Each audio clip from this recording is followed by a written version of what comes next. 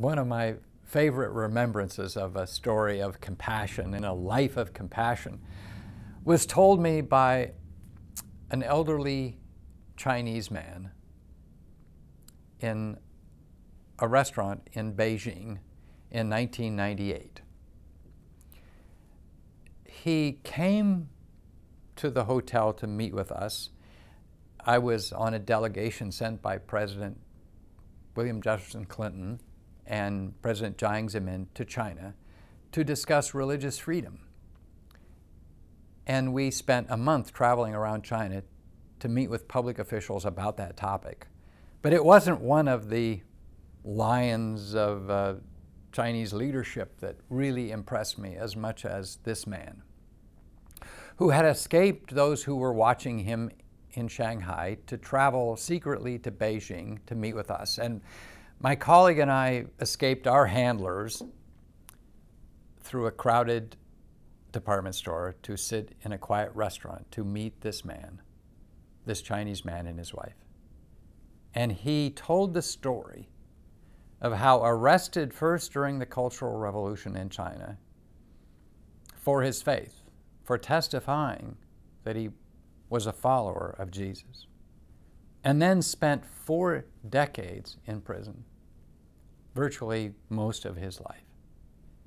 He told the story of how he was beaten, how his bones healed, though broken. But this man's spirit was not broken. And when we asked him, "How do you feel about your captors and those who mistreated you?" and he could only answer, turning to his wife, by saying to us,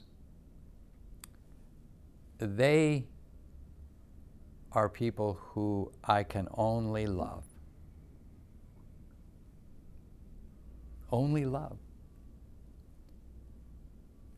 And he said, "I can love them like my wife loves me." And he told how he, released from prison, used to sit under a light bulb alone, eating his rice, when he was befriended by the woman who became his wife, who said, "I can love you." And he said, "I have experienced her love, and I've experienced the love of Jesus Christ, and I can love those who mistreated me."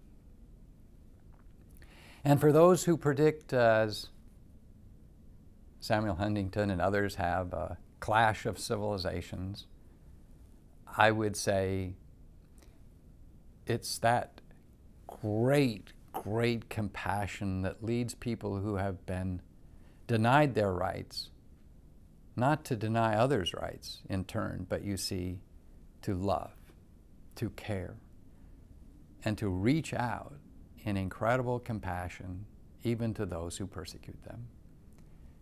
And that's why the 21st century is not going to be a clash of great civilizations, Christians and Muslims fighting one another, but in fact, a civilization in which religious people bridge their differences to find common ground in order to love one another as God has loved us.